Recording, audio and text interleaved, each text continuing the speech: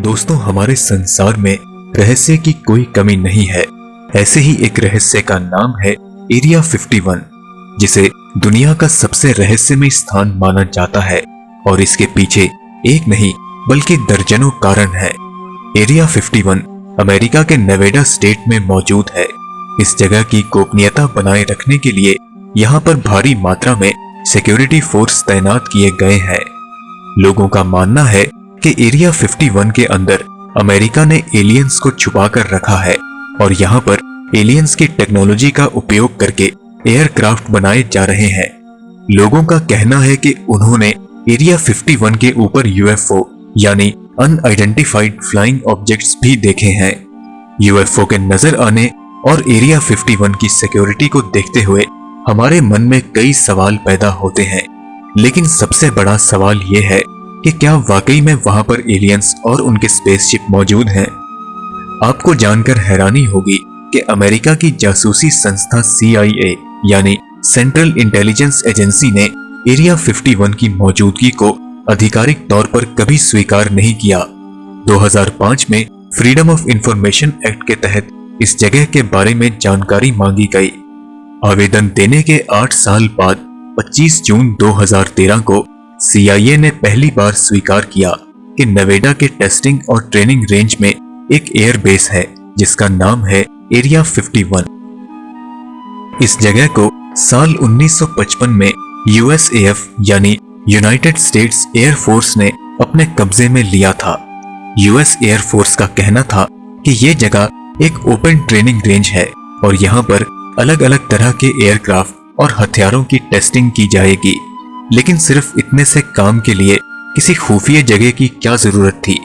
लोगों के मन में यह सवाल बार बार खटक रहा था, लेकिन अमेरिका की सरकार कोई जवाब देने को तैयार नहीं थी, बल्कि इस जगह की सिक्योरिटी और बढ़ा दी गई और लोगों की एरिया 51 से दूरी बढ़ती गई। US एयर फोर्स द्वारा इस जगह को कब्जे में लेने के पीछे 2 कारण बताए गए। एक है एलियन थ्योरी, जिसे लोगों ने फैलाया है, और दूसरी थ्योरी लॉकहीड U-2 नामक एयरक्राफ्ट से जुड़ी है। CIA के पूर्व project manager Richard M. Bissell junior के अनुसार दूसरे विश्व युद्ध के बाद शुरू हुई कोल्ड वॉर के दौरान अमेरिका ने एक बहुत ही शक्तिशाली एयरक्राफ्ट लॉकहीड U-2 तैयार किया, जिसे एक सीक्रेट प्रोजेक्ट एक्वाटोन के अधीन तैयार किया गया था।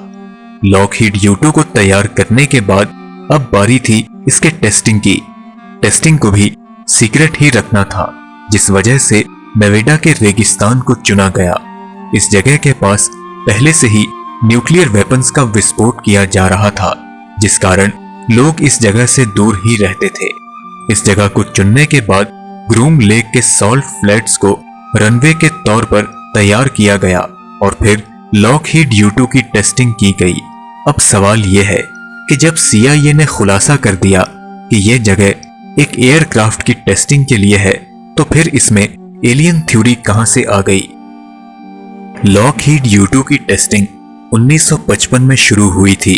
उस दौरान विमान ज्यादा से ज्यादा 10 से 20 हजार फीट की ऊंचाई पर उड़ान भर सकते थे, लेकिन लॉकहीड U-2 लगभग 60 हजार फीट की ऊंचाई तक जा सकता था। इतनी ऊंचाई पर फ्लाइट को उड़ते हुए किसी ने नहीं देखा था। जैसे ही लॉकहीड U-2 की टेस्टिंग शुरू हुई, लोगों की तरफ से UFO के देखे जाने के दावे किए जाने लगे। 60 से 70 हजार की ऊंचाई पर किसी भी फ्लाइट को उड़ते देखना उस समय किसी सपने जैसा था। आम लोगों के साथ साथ पैसेंजर फ्लाइट के पायलट्स ने भी उड़ान के दौरान आसमान में UFO देखे जाने की बात कही।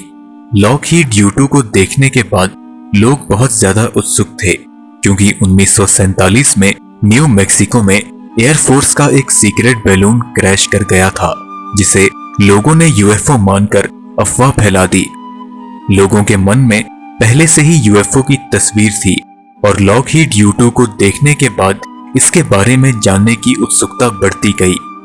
एयरफोर्स को पता था कि सभी दावे लॉकहीड U-2 को देखने के बाद ही आ रहे हैं। ये एक सीक्रेट एयरक्राफ्ट था, इसलिए इसकी सच्चाई किसी को बताई नहीं गई। इन्वेस्टिगेशन कमेटी बिठाई गई और कुछ ही साल बाद सभी दावे खारिज कर दिए गए। कुछ समय बाद ऐसी अफवाहें फैला दी गई कि 1947 में क्रैश हुए यूएफओ से मिले एलियन टेक्नोलॉजी का उपयोग लॉकहीड U-2 को तैयार करने में किया गया है। हजारों लोगों ने इस थ्योरी पर विश्वास कर लिया और यहीं से एरिया 51 और एलियंस की कहानी की शुरुआत हुई। लॉकहीड U-2 की टेस्टिंग के बाद दर्जनों और एयरक्राफ्ट की टेस्टिंग एरिया 51 में की गई। इस बीच एरिया 51 और एलियंस को लोग लगभग भूल चुके थे। पूरी तरह तो नहीं, लेकिन नेशनल लेवल पर इसके चर्चे काफी कम हो चुके थे और साल 1989 में इसकी चर्चा अचानक होने लगी जब एक टीवी चैनल पर आकर बॉब लेजर नाम के एक शख्स ने दावा किया कि वह एरिया 51 के सेक्टर 4 में काम कर चुका है।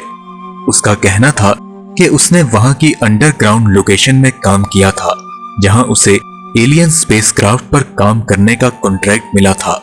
बॉब लेजर के दावे के 7 साल बाद 1996 में एक डॉक्यूमेंट्री रिलीज हुई जिसमें 71 साल के एक मैकेनिकल इंजीनियर ने दावा किया कि वह भी एरिया 51 में काम कर चुका है।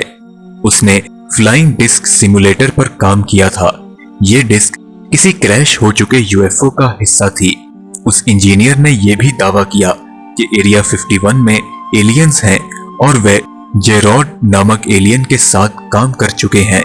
साल 2004 में डैन ब्यूरिश अपने दावे के साथ पेश हुए।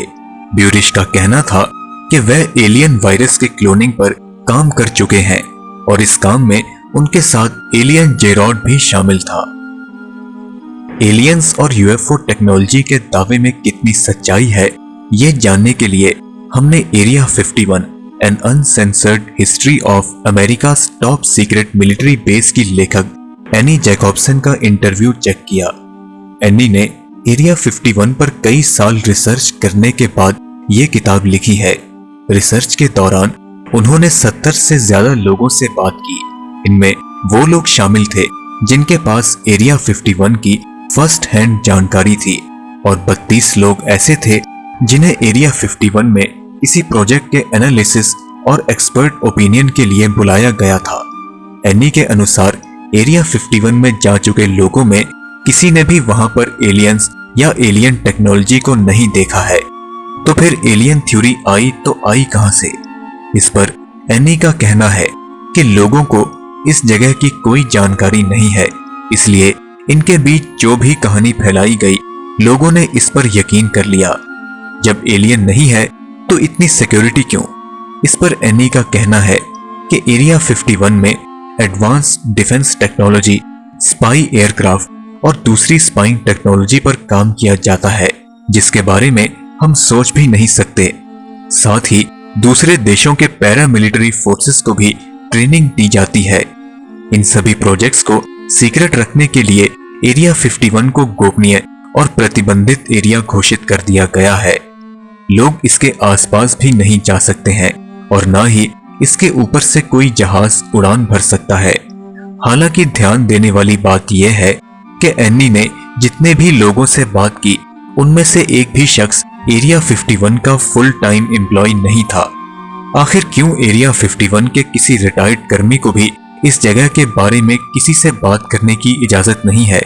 इस सवाल पर एनी और उनकी किताब भी खामोश है। दोस्तों, क्या आप एनी जैकॉब्सन की बातों से सहमत हैं या फिर आपको लगता है कि एरिया 51 में एलियंस हैं? हमें कमेंट्स के माध्यम से जरूर बताएं। अगर आपको ये वीडियो पसंद आई तो इसे लाइक करें और अपने दोस्तों के साथ शेयर भी करें और आखिर में हमारे चैनल को सब्सक्राइब करना ना भूलें। धन्यवाद।